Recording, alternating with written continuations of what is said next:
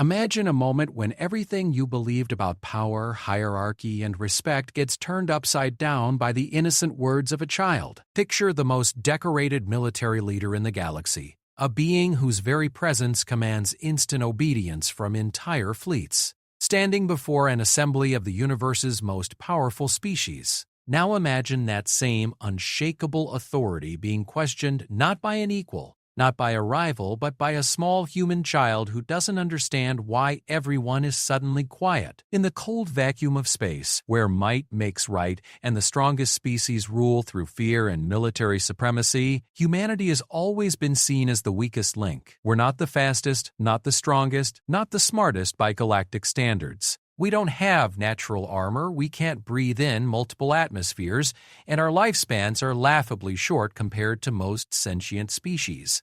But what happens when that perceived weakness becomes our greatest strength? What happens when the very thing that makes us seem fragile in the eyes of the galaxy reveals a power so profound that it silences even the most arrogant military commanders? This is the story of how a single moment of innocent honesty from a human child rewrote the power structure of an entire galactic civilization. It's about the day when raw military might met something far more powerful than any weapon or fleet.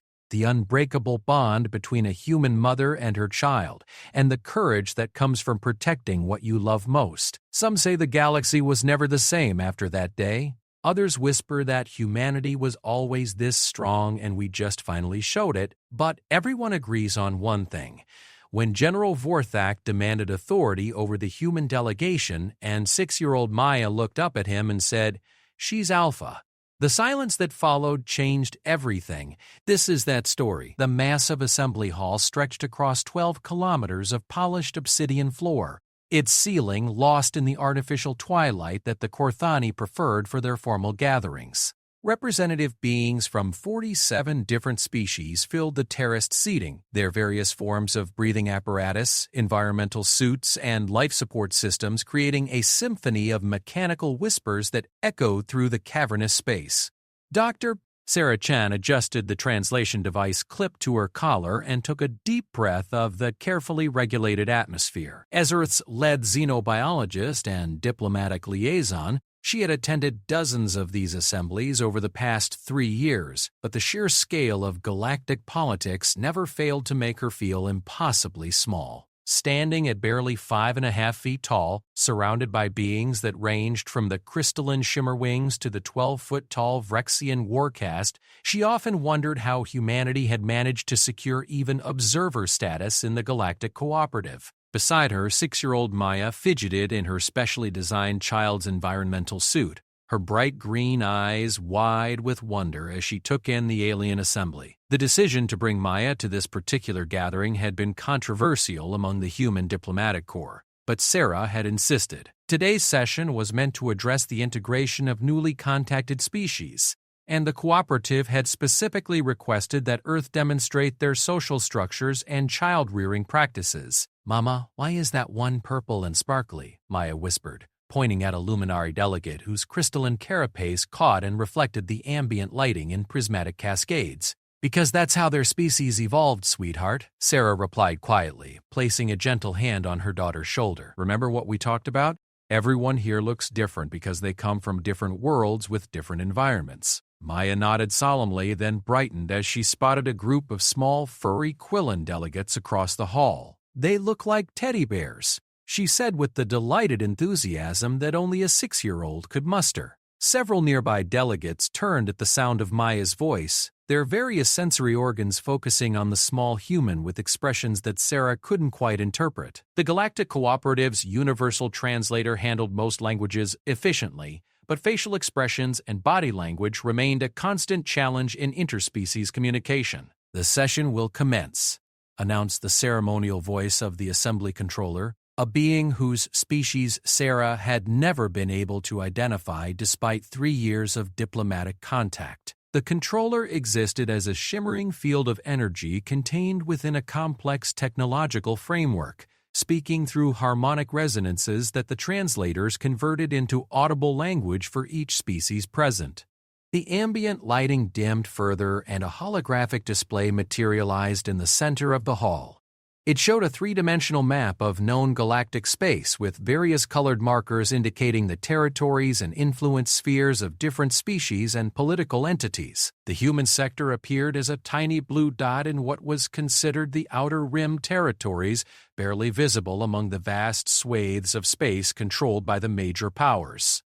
Today's agenda focuses on the petition submitted by the Terran delegation regarding expanded participation in cooperative defense initiatives. The controller continued. The request has been reviewed by the Military Council, whose representative will now address the Assembly. This was the moment they had been preparing for over the past 6 months.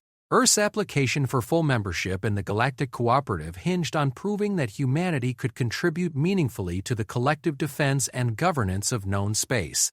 Their technological contributions were modest, their military capabilities limited, and their population small compared to most member species. But they had hoped that their unique approach to conflict resolution and social organization might offer something valuable to the greater galactic community. A section of the floor near the center of the hall began to rise, forming a platform that lifted a massive figure into prominence.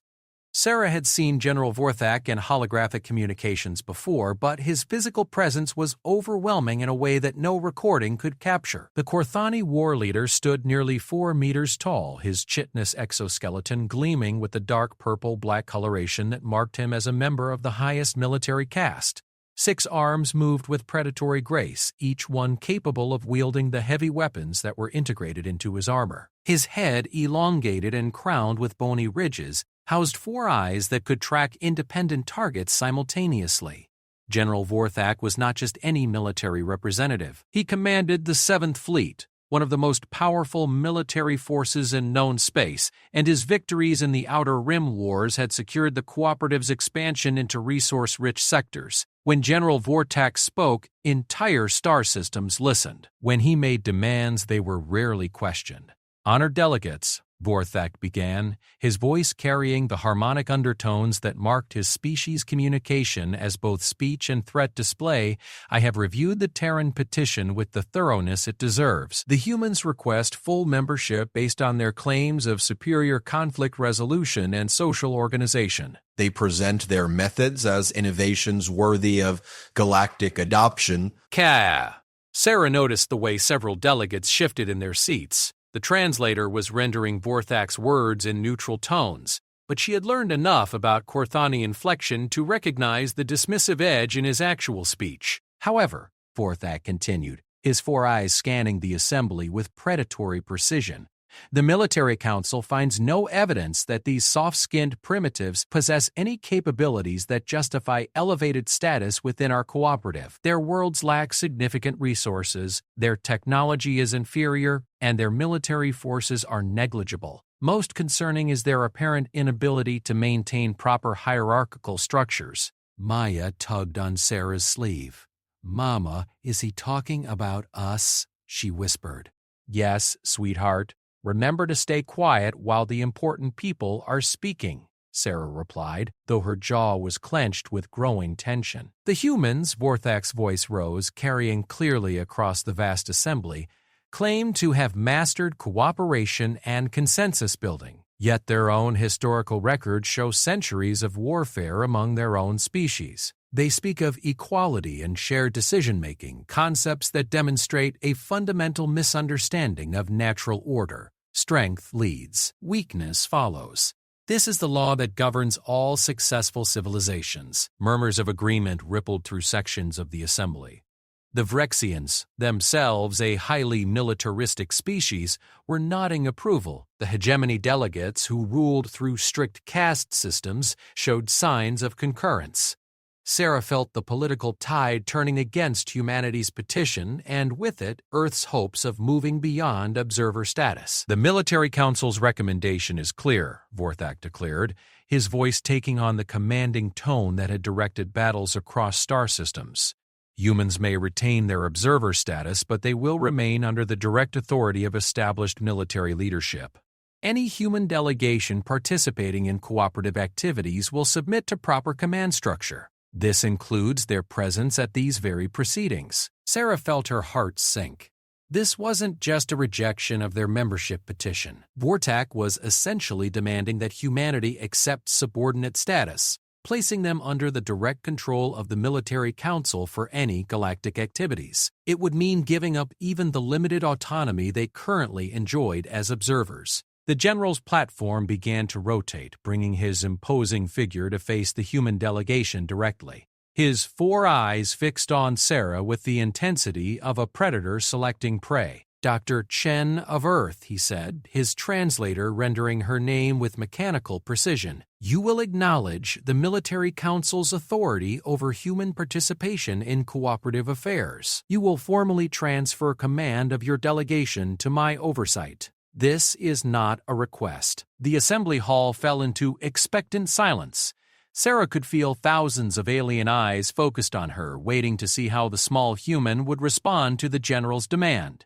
Her mind raced through diplomatic protocols, trying to find some way to salvage the situation without completely surrendering Earth's autonomy. But before Sarah could formulate a response, Maya's clear, piping voice cut through the silence like a laser through crystal. "She's Alpha," the 6-year-old said matter-of-factly, pointing up at her mother. "Mama doesn't take orders from strangers." The silence that followed was so complete that Sarah could hear the hum of life support systems and the distant vibration of the space station's rotation. Every being in the assembly seemed frozen, as if Maya's words had somehow disrupted the fundamental laws of physics. General Vorthak's 4 eyes swiveled to focus on the small human child, his massive form radiating the kind of predatory attention that had intimidated opposing generals and conquered worlds. But Maya, in her bright yellow environmental suit decorated with cartoon stars, looked up at him with the fearless curiosity that belonged uniquely to human children.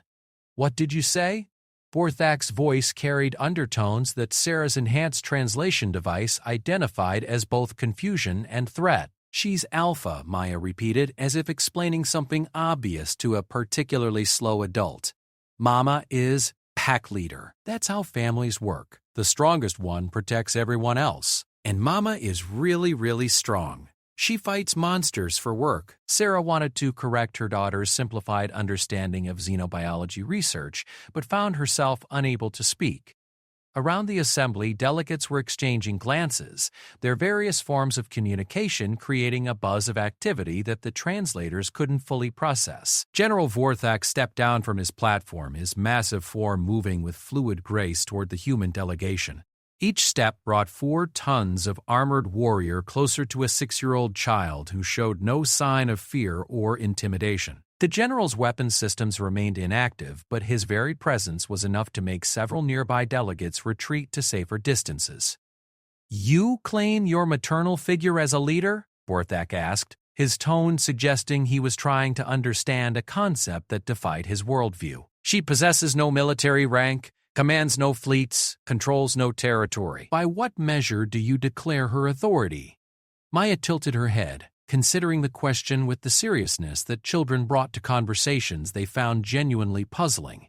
"Because she takes care of everyone," she said finally. "When people are scared, Mama makes them feel safe. When they don't know things, she teaches them. When bad things happen, she fixes them. That's what alphas do." The child paused, then added with the brutal honesty of youth, "You're really big and scary looking, but you just make people afraid. Mama makes them brave. Being brave is stronger than being afraid." General Vorthak stood motionless for a long moment, his 4 eyes studying the small human who had just delivered what might have been either the most profound or most naive statement ever spoken in the assembly hall. Around them, delegates from dozens of species watched in fascination as one of the galaxy's most feared military leaders was lectured on leadership by a 6-year-old. Sarah finally found her voice, though it came out as barely more than a whisper. "Maya, sweetie, maybe we should let the general speak now." But Maya wasn't finished. With the persistence that every parent recognized, she continued her explanation. "In my storybooks, the good guys always win because they protect people instead of hurting them. The bad guys are usually really big and have lots of weapons, but they lose because nobody wants to help them. Are you a good guy or a bad guy?" The question hung in the recycled air of the assembly hall like a challenge that transcended species boundaries. General Vorthak, conqueror of star systems and commander of fleets, had been asked by a human child to define his moral alignment using the simple categories of childhood literature. And in that moment, Sarah realized that her daughter had done something that all of Earth's diplomatic efforts had failed to accomplish. Maya had stripped away the complex layers of galactic politics, military hierarchy, and species supremacy to reveal the fundamental question that lay at the heart of their petition for membership. What kind of civilization did they want the Galactic Cooperative to become? The general's response would determine not just humanity's future in galactic society, but potentially the moral direction of the cooperative itself. And a 6-year-old human child had maneuvered one of the galaxy's most powerful military leaders into a position where he had to answer that question in front of representatives from 47 different worlds. The silence stretched on, pregnant with possibilities that Sarah couldn't begin to calculate. But she could feel something shifting in the vast assembly hall, like the moment before a storm, when the very air seemed to hold its breath in anticipation. General Vortak remained motionless for what felt like an eternity, his 4 eyes fixed on Maya with an intensity that should have terrified the small human child. Instead, Maya swung her feet where they dangled from her chair and hummed softly to herself, apparently satisfied that she had adequately explained the situation to the confused alien general. Sarah felt sweat beading on her forehead despite the carefully controlled atmosphere. Her daughter's innocent question had created a moment of galactic significance that no amount of diplomatic training could have prepared her for. Around the assembly hall, delegates from dozens of species watched with varying degrees of fascination, confusion, and anticipation. The luminary delegate nearest to their section leaned forward, its crystalline form refracting light in patterns that Sarah had learned indicated intense curiosity. Across the hall, a cluster of Vrexian warcaste representatives exchanged rapid hand signals in their complex battle language, while the Serpentine Sith delegates coiled and uncoiled in what their cultural briefings had described as expressions of uncertainty. Finally, General Vorthak moved. With deliberate precision, he activated his suit's translation array to its maximum sensitivity setting, ensuring that his words would reach every being in the assembly with perfect clarity. When he spoke, his voice carried none of the dismissive contempt that had characterized his earlier statements. "Small human," he said, each word carefully measured. "You speak of leadership as protection rather than dominance. This concept requires clarification. In military hierarchy, authority flows from superior strength and tactical capability. The strong command because they possess the power to enforce their will. How does your alpha concept function without the foundation of superior force?" Maya looked at her mother, then back at the towering alien general.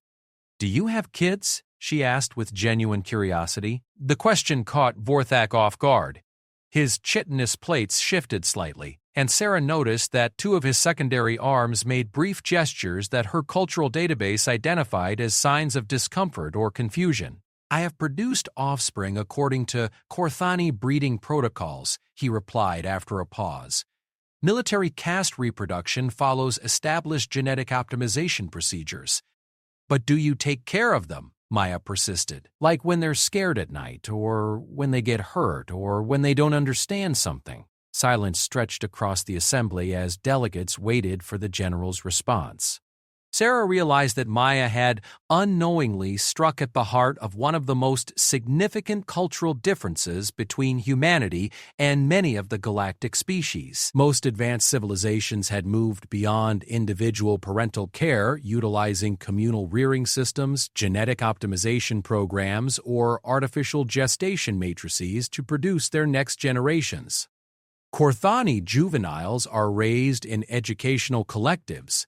Individual attachment between genetic donors and offspring is considered inefficient and potentially harmful to military development. Maya's face scrunched up in the expression Sarah recognized as her daughter trying to process something that didn't make sense in her worldview. So who hugs them when they're sad? Korthani juveniles receive appropriate behavioral modification when they display non-optimal emotional states, Vorthak replied, though Sarah noticed that his voice lacked its earlier certainty. "That's not the same thing," Maya said with the absolute conviction that only a 6-year-old could muster. "Hugs are different. They make you feel better, not just stop being sad. Mama's hugs can fix almost anything." To illustrate her point, Maya turned and wrapped her small arms around Sarah's waist, pressing her face against her mother's side in a gesture of pure affection and trust. The simplicity of the action created ripples of reaction throughout the assembly. Several species began rapid consultation with their neighbors, while others activated recording devices to capture this display of human behavior. Sarah gently stroked her daughter's hair, acutely aware that this moment of intimate family connection was being analyzed by some of the most advanced civilizations in the galaxy. But as she looked down at Maya's trusting face, she realized that her daughter was teaching the assembly something that no amount of formal diplomatic presentation could convey. "The human offspring demonstrates complete trust in her genetic donor," observed the hegemony delegate, an insectoid being whose compound eyes reflected thousands of tiny images. "This behavior suggests an inefficient allocation of survival resources. The juvenile should maintain constant vigilance for potential threats."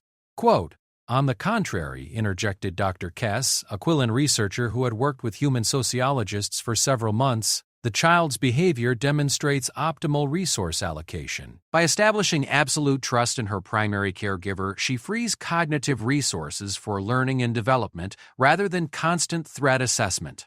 General Vorthak moved closer to the human delegation, his massive form casting a shadow over Sarah and Maya. But instead of the predatory stalking motion he had used earlier, his approach was more cautious, almost curious.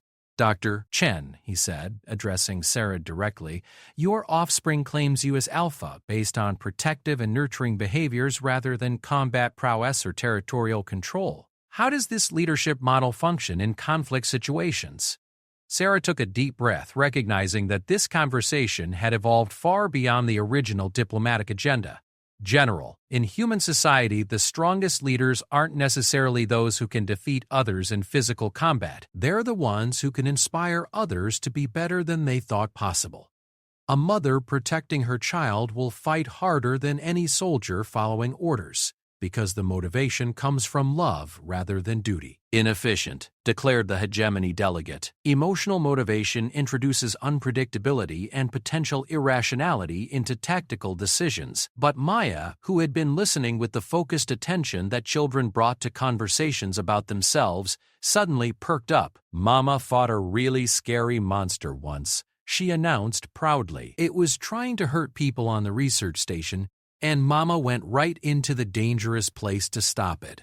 Sarah felt her cheeks flush. Maya's simplified version of her encounter with a hostile xenomorph during a research mission made it sound far more heroic than the desperate scramble for survival it had actually been. "Sweetheart, that was just part of my job.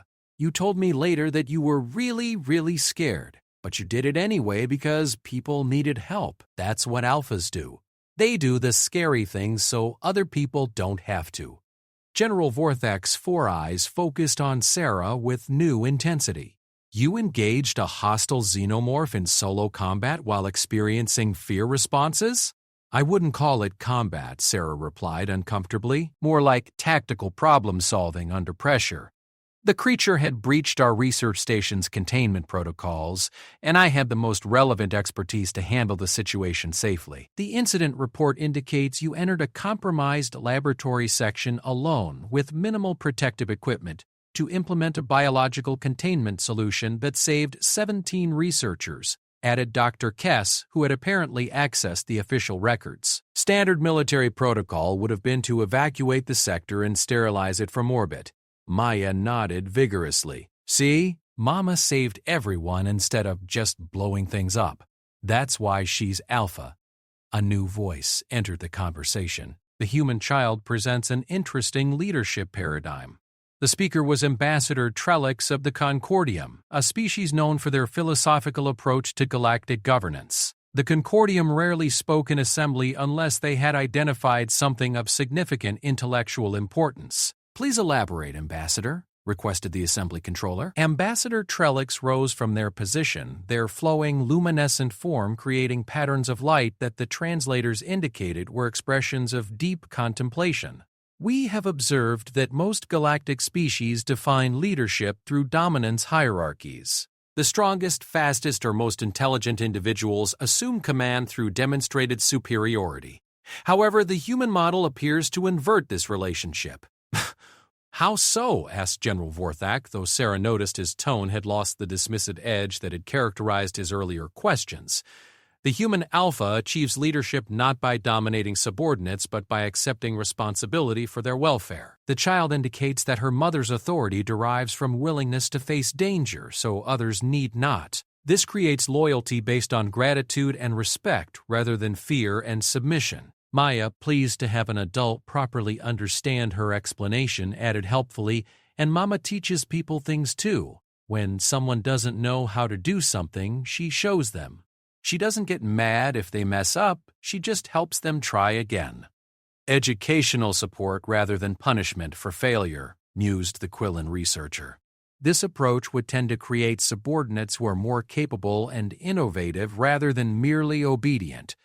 General Vortak was silent for a long moment, his four eyes moving between Maya and Sarah. Around the assembly, delegates continued their rapid consultations. And Sarah could see that Maya's simple explanation of human family structure was causing significant discussion among representatives from multiple species.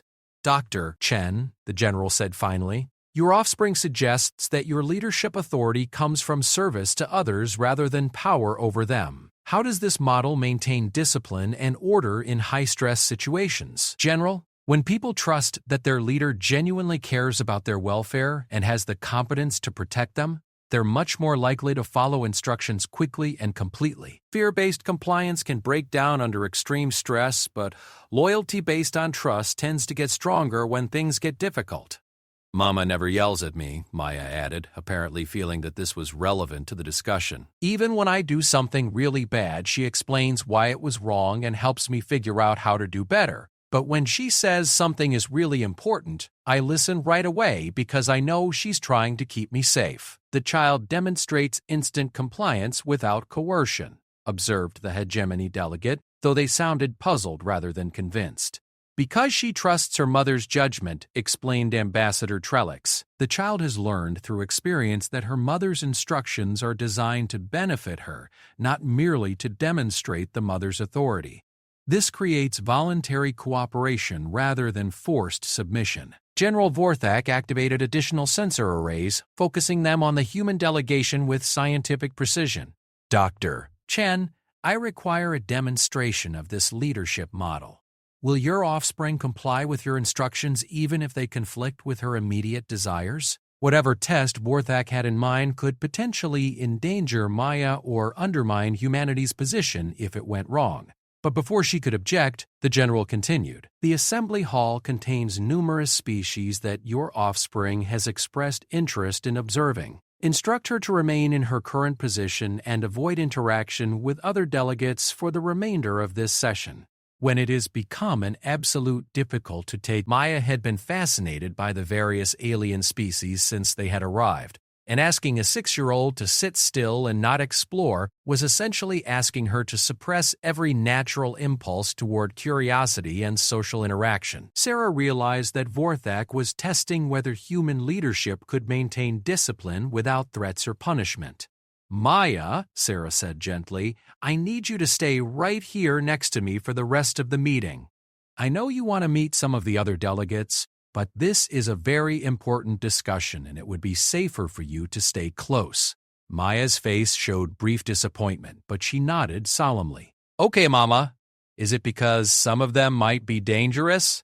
Not dangerous, Sarah explained, but we don't know all their customs yet, and we don't want to accidentally be rude to anyone. Can you be my special helper and show everyone how well humans can follow important rules? Maya straightened up in her chair with obvious pride. I can be super good at following rules. Watch, She folded her hands in her lap and sat perfectly still, though Sarah could see the effort it took for her naturally active daughter to maintain such composure. The demonstration had an immediate effect on the watching delegates. Several species that operated on strict hierarchical systems seemed genuinely amazed that a juvenile would comply so completely with instructions delivered in such gentle tones. Even more significantly, Maya maintained her stillness not through fear of punishment, but apparently from a desire to help her mother succeed in the important meeting. General Vorthok observed Maya's behavior for several minutes before speaking again. The offspring maintains compliance without supervision or enforcement mechanisms. She appears to be internally motivated to follow instructions that conflict with her visible desires. That's because she understands why the rules matter, Sarah explained. When children understand that guidelines are designed to help rather than control them, they're much more likely to internalize and follow them. Even when the authority figure is not present to enforce compliance? Asked a Vrexian delegate. Especially then, Sarah replied. External control can only regulate behavior when someone is watching. Internal motivation works even when the child is completely alone. Maya, apparently feeling that she had successfully demonstrated rule following, looked up at General Vorthak with bright curiosity. "Are you starting to understand about alphas now?" she asked. "It's not about being the biggest or having the most weapons. It's about taking care of people so they can be their best selves." The silence that followed Maya's latest observation was different from the stunned quiet that had greeted her earlier statements.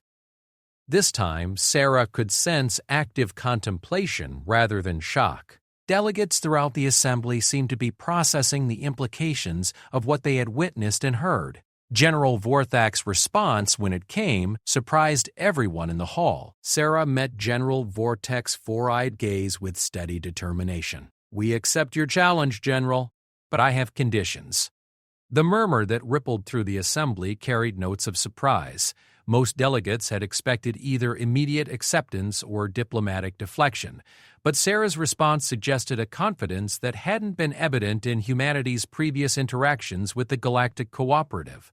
"State your conditions, Dr. Chen," Vorthak replied, his tone suggesting he was intrigued rather than offended by her boldness. "First, this is a rescue mission, not a test. The safety and welfare of the civilian populations take absolute priority over any evaluation of human methods. If at any point our approach puts lives at additional risk, we withdraw immediately and defer to established protocols."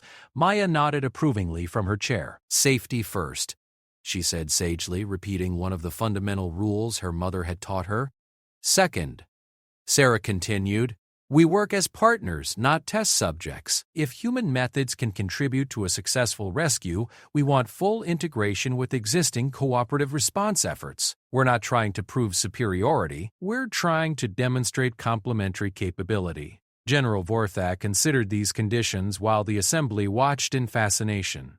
Sarah's approach had transformed what could have been a desperate attempt to prove worthiness into a collaborative framework that emphasized shared goals over competitive validation. "Your conditions are acceptable," the general announced. "However, I add one requirement of my own. The rescue effort will be conducted under full observation by military analysts from multiple species. Every decision, every method, every outcome will be recorded and evaluated for potential integration into standard cooperative protocols."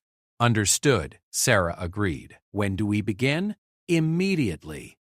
Transport to the crisis zone will take 18 hours. The merchant convoy's remaining life support systems provide a maximum operational window of 36 hours from current readings."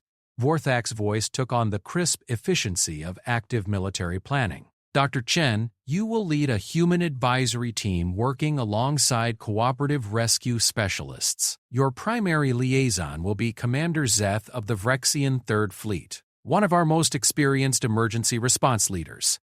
A towering Vrexian officer stepped forward from the observers section, her dark blue exoskeleton marked with the silver insignia of command rank. Commander Zeth stood nearly 3 meters tall, with the characteristic forearms and enhanced sensory arrays that marked her species as formidable warriors and tacticians. Her reputation preceded her throughout the assembly hall. Dr. Chen, Commander Zeth said, her voice carrying the harmonic undertones that indicated formal respect among her people. I have reviewed your species' theoretical approaches to crisis management. I am curious to observe their practical application. Sarah recognized the diplomatic phrasing that allowed Zeth to express skepticism without outright dismissal. Commander, I appreciate your willingness to work with untested methods. I hope our collaboration proves mutually educational. Maya, who had been watching this exchange with fascination, suddenly spoke up. Are you going to be friends with Mama? She asked Commander Zeth directly. The question caught the Vrexian officer off guard. In her species' military culture, relationships between officers were defined by rank, duty, and tactical effectiveness. The concept of friendship between operational partners was not typically relevant to mission planning. I will work effectively with your maternal unit, Zeth replied carefully, apparently uncertain how to address a human child's question about adult relationships. Maya tilted her head with the expression that indicated she was about to deliver one of her devastatingly innocent observations. Working together is more fun when people like each other, she said matter-of-factly. Maybe you could try being friends too. Friends help each other do better work. Commander Zeth's compound eyes focused on Maya with what Sarah had learned to recognize as Vrexian concentration. Your offspring suggests that positive personal relationships enhance operational effectiveness? Human children learn early that people who care about each other tend to work harder and more creatively together, Sarah explained. It's not just about professional competence, it's about wanting to help your partner succeed because you value them as individuals. Interesting, Zeth mused. Vrexian military doctrine emphasizes functional cooperation, but emotional investment in operational partners is considered a potential vulnerability. But if you don't care about people, why would you try really hard to help them? It's easier to do good work when you're doing it for people you like. General Vorthak had been observing this exchange with the same intense analysis he had applied throughout the session. Commander Zeth, you will have the opportunity to evaluate the human approach directly. Dr. Chen, gather your advisory team. Departure occurs in 1 standard hour.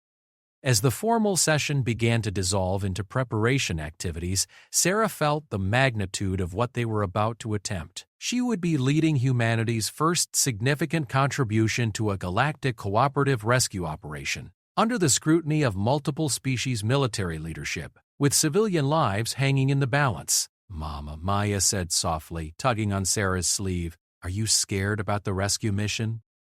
Sarah knelt down to bring herself to Maya's eye level, aware that the entire assembly was still watching their every interaction.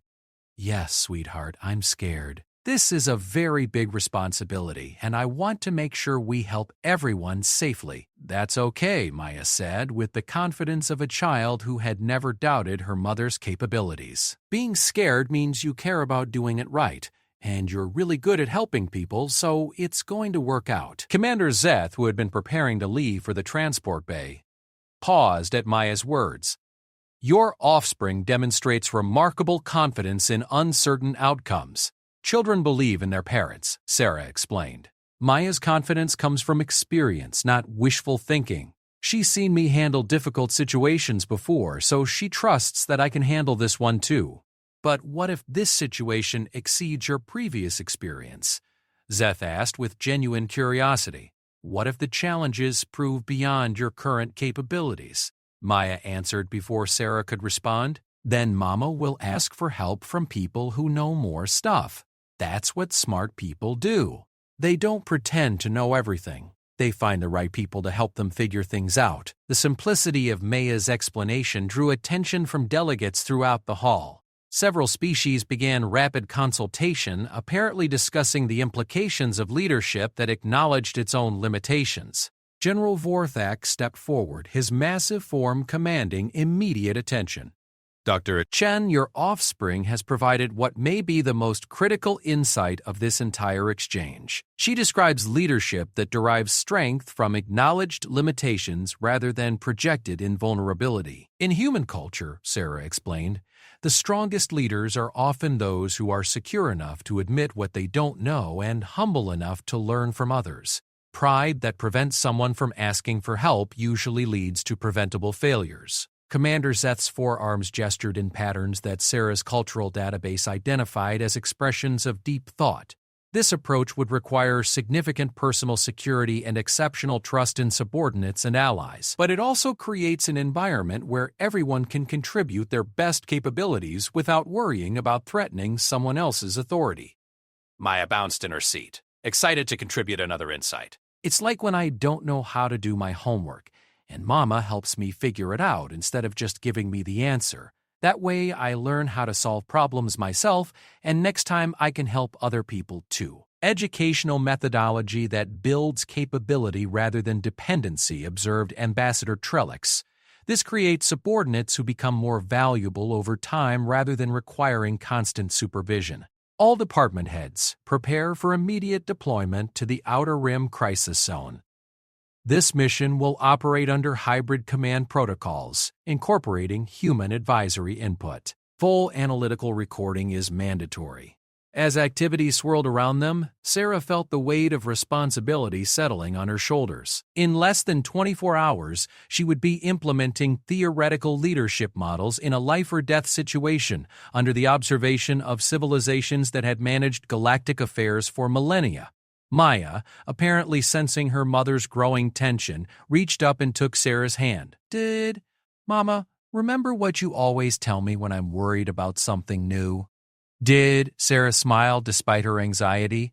What's that, sweetheart? You say, we'll figure it out together one step at a time. And we always do figure it out because we help each other and we don't give up. The profound simplicity of Maya's reminder created another moment of reflective silence throughout the assembly. Here was a 6-year-old child offering emotional support to an adult facing a galactic crisis, using wisdom that the adult had taught her through years of patient guidance. Commander Zeth moved closer to the human delegation, her movements now carrying less formal military bearing and more genuine interest. Dr. Pravika at the CSA, Chen, your offspring demonstrates the practical results of your species' developmental methods. She provides logical, emotional support based on established patterns of success. Children learn what we teach them, Sarah replied. Maya knows that problems can be solved through collaboration and persistence because that's how our family handles challenges. She trusts the process because she's lived it. And you believe this approach will scale to crisis management involving multiple species with conflicting biological requirements and cultural assumptions? Zeth asked. Before Sarah could respond, Maya piped up with another one of her characteristically direct observations. People are people, even if they look different. Everyone gets scared sometimes, and everyone feels better when someone helps them. The important stuff is the same. General Vortak, who had been finalizing departure arrangements, turned back to focus on Maya's latest statement. Your offspring suggests that fundamental emotional responses transcend species boundaries.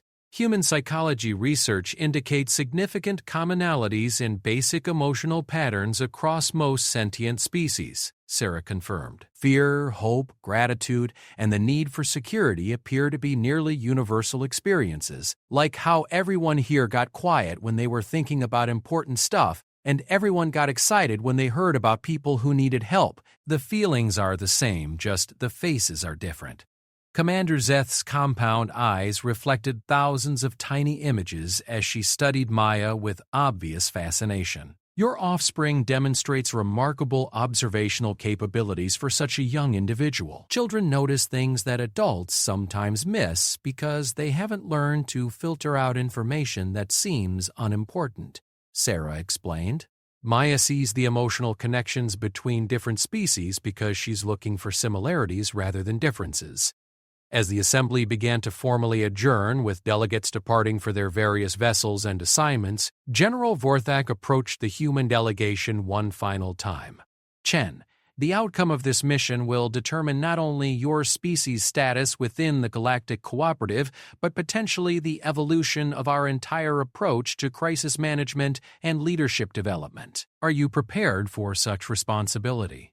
Sarah looked down at Maya, who was watching the exchange with complete trust in her mother's capabilities. Then she looked back at General Vorthak with growing confidence. "General, I'm prepared to do everything in my power to save those civilian lives. As for the larger implications, humanity has always been willing to contribute what we can to make things better for everyone. We'll do our best, learn from the experience, and hopefully help some people along the way." Maya squeezed her mother's hand and smiled up at General Vorthak. "We're good at helping people," she said with absolute certainty. "You'll see." The transport bay awaited, and with it, humanity's most significant test in the galactic arena. But as Sarah walked toward their uncertain future, she carried with her the unshakable faith of a child who believed that good people working together could solve any problem. The rescue mission would determine much more than diplomatic status. It would reveal whether the simple wisdom of human connection could bridge the vast differences between species and create something stronger than any individual civilization could achieve alone. 22 hours later, Sarah stood in the command center of the rescue vessel Determination, surrounded by beings whose combined military experience spanned centuries and whose technological capabilities far exceeded anything humanity could field independently.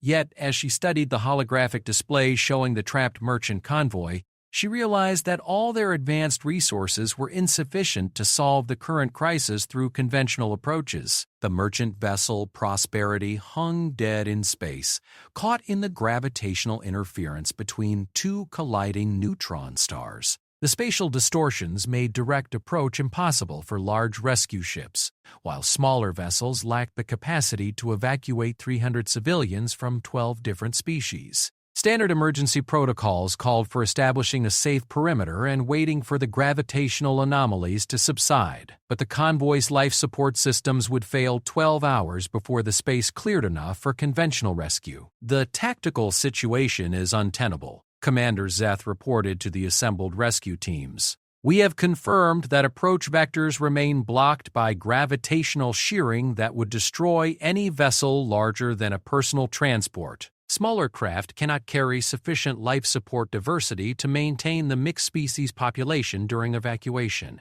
General Vorthak, monitoring the operation from his flagship, added his analysis through the communication array. "Military assessment concurs with Commander Zeth's evaluation. Standard protocols require us to maintain safe distance and provide what assistance we can until conditions improve." Sarah studied the readouts while her human advisory team worked at their assigned stations. The situation was exactly as dire as the military assessment indicated, but Maya's words from the assembly hall kept echoing in her mind. People are people, even if they look different. Everyone gets scared sometimes, and everyone feels better when someone helps them. "Commander Zeth," Sarah said, "I need to understand something about our mixed species evacuation requirements. Each species needs specific atmospheric conditions, correct?" The convoy carries Rexians requiring high-pressure nitrogen-oxygen mix, Luminary needing crystal-clear atmosphere with trace minerals, Hegemony units requiring low-pressure methane derivatives, and 9 other distinct environmental specifications. How long can each species survive in suboptimal but non-toxic atmospheres? Zeth consulted her data displays. Most species can maintain basic life functions for several hours in atmospheres that provide adequate oxygen or equivalent respiratory compounds, even if conditions are uncomfortable. Sarah felt the first stirring of a possible solution. What if we don't try to provide optimal environments for everyone? What if we focus on keeping everyone alive long enough to get them to safety, even if they're uncomfortable during the process? Survival-focused rather than comfort-optimized evacuation protocols, mused Dr. Kess from her position at the xenobiology station. Theoretically possible, but it would require unprecedented cooperation from civilian populations under extreme stress. That's where human psychology might offer an advantage, Sarah replied. "Commander Zeth, I need to speak directly with the convoy passengers, not just their designated representatives, but everyone who's conscious and capable of communication." "Dr. Chen, explain your strategic thinking." Sarah took a deep breath, knowing that her next words would either open new possibilities or end humanity's involvement in the rescue effort. General, military protocols assume that people need to be told what to do and forced to comply with emergency procedures. But human experience suggests that people will endure almost anything if they understand why it's necessary and believe that their sacrifice serves a larger purpose. You propose to negotiate with 300 panicked civilians rather than implement standard emergency authority? Zeth's tone suggested she found this concept nearly incomprehensible. I propose to treat them as partners in their own rescue rather than cargo to be evacuated, Sarah replied. Maya taught me something yesterday. She said that when people understand that rules are designed to help rather than control them, they're much more likely to follow them willingly. Sarah activated the general communication array, opening a channel to the trapped merchant vessel. 300 faces from 12 different species appeared in holographic displays throughout the command center, their various expressions of fear and desperation translating clearly across biological boundaries. My name is Dr. Sarah Chen, she began, her voice carrying across species barriers through the universal translator. I'm part of the rescue team working to get you all to safety. I need to explain our situation honestly, and then ask for your help in solving a problem that requires everyone working together. The assembled passengers showed various signs of attention, their alien features focusing on Sarah's image with the desperate hope that people reserved for potential salvation. The gravitational distortions around your ship make it impossible for our large rescue vessels to reach you directly. We can get small ships close enough to evacuate you, but they can't carry the specialized life support systems that each of your species requires for optimal survival. Murmurs of distress rippled through the passenger displays, translated into harmonic patterns that the command center's systems rendered as audible concern. However, Sarah continued, our analysis shows that all of your species can survive for several hours in basic atmospheric conditions, even if those conditions aren't comfortable. We can save everyone, but it will require everyone to accept temporary discomfort and trust that we're doing everything possible to minimize that discomfort. A hegemony passenger, her compound eyes reflecting distress, spoke through the translator. You ask us to risk atmospheric poisoning based on theoretical survival projections? I'm asking you to trust that we've done everything possible to make this evacuation as safe as we can, Sarah replied. But more than that, I'm asking you to help us make it work. Each of you knows your own species' emergency physiology better than we do. Each of you can help monitor yourselves and your fellow passengers during the evacuation process. Commander Zeth watched this exchange with visible amazement. In Vrexian rescue protocols, civilian populations were given orders and expected to comply without question. The concept of negotiating survival procedures with untrained passengers violated every principle of emergency management she had been taught. But something remarkable began happening among the trapped passengers. Instead of the panic and resistance that standard military psychology predicted, they began organizing themselves into working groups. Hegemony passengers with medical training volunteered to monitor atmospheric adaptation among their fellow travelers. Luminary engineers offered to help optimize the evacuation craft's environmental systems. Vrexian civilians began calculating optimal seating arrangements to minimize atmospheric cross-contamination. They're self-organizing, Dr. Passive, Kess observed with amazement. Rather than waiting for instructions, they're identifying problems and developing solutions. An elderly Vrexian passenger, his blue exoskeleton marked with the scars of a long life, spoke directly to Sarah. Dr. Chen, many of us are veterans of various conflicts. We understand that survival sometimes requires accepting calculated risks. What do you need us to do? They, then ever and ever, because the physical force of death threats of the company was about to give all those simple wisdom. When treated as partners rather than problems, people rose to meet challenges with courage and creativity that no amount of military discipline could compel. We need you to work together across species lines, she replied. We need those with medical knowledge to monitor everyone's condition during the atmospheric transitions.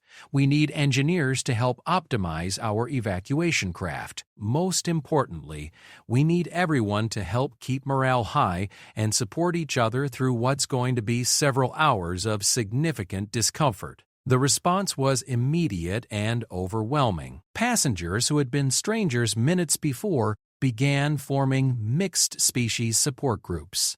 Technical specialists shared knowledge across biological boundaries. Parents from different worlds helped calm each other's children with stories and games that transcended cultural differences. General Vorthak's image appeared in the command center with an expression that Sarah couldn't interpret. Dr. Chen, you have achieved voluntary compliance and active collaboration from a mixed-species civilian population under extreme stress. Military analysts are requesting detailed documentation of your methodology. It's not really a methodology, General, Sarah replied. It's just treating people the way you'd want to be treated if you were scared and needed help. Maya could have explained it better than I can. Commander Zeth moved to Sarah's position, her forearms working rapidly at control interfaces. Chen, evacuation craft are launching now. Your approach has created unprecedented cooperation levels among the passenger groups. They are actively assisting with evacuation procedures rather than requiring enforcement of compliance. Over the next 6 hours, Sarah watched as the rescue operation unfolded with the efficiency and coordination that amazed the experienced military personnel directing it. Passengers helped each other adapt to uncomfortable atmospheric conditions, shared resources to minimize individual hardship, and maintained group morale through collective singing, storytelling, and simple gestures of mutual support. When the last evacuation craft docked with the rescue vessels, carrying the final group of grateful survivors, the command center erupted in cheers that transcended species boundaries. 300 civilians had been saved through a combination of human psychology, alien technology, and the universal power of people choosing to help each other. General Vorthak's image reappeared in the communication array, but his demeanor had changed completely from their first encounter in the assembly hall. Dr. Chen, the rescue operation has concluded successfully with 0 casualties and unprecedented civilian cooperation. Military efficiency improved by 47% over standard protocols due to passenger assistance rather than resistance. General, the passengers saved themselves. We just gave them the tools and the opportunity to work together. Nevertheless, Vortak continued, the effectiveness of human leadership methodology has been demonstrated beyond question. The Galactic Cooperative Military Council hereby requests formal integration of human advisory personnel into all future crisis response operations. Before Sarah could respond to this momentous announcement, Maya's image appeared in the communication array, transmitted from Earth where she had been watching the entire operation with her father. "Mama," Maya called out with delight, "you helped all those people. I told everyone you were really good at being alpha." The sight of her daughter's beaming face, transmitted across light years of space, broke through Sarah's professional composure entirely. She began crying openly, overwhelmed by relief, exhaustion, and the incredible pride she felt in the courage shown by 300 strangers who had chosen trust over fear. "Maya, sweetheart," she managed to say through her tears, "everyone helped each other. That's what people do when they remember that we're all in this together." Commander Zeth approached Sarah, moving with the formal precision of military ceremony. Dr. Chen, on behalf of the Vrexian Third Fleet, I request the honor of continued collaboration with human advisory personnel. Today I learned that strength comes in many forms, and wisdom often speaks with the voice of children. Maya clapped her hands with delight. "See, I told you people would want to be friends once they got to know Mama." General Vorthak's final transmission to the rescue fleet carried implications that would reshape galactic civilization. By order of the Galactic Cooperative Council, humanity is hereby granted full membership status with immediate effect. Dr. Baer said, "Chen, your species has demonstrated that true leadership serves others rather than dominating them.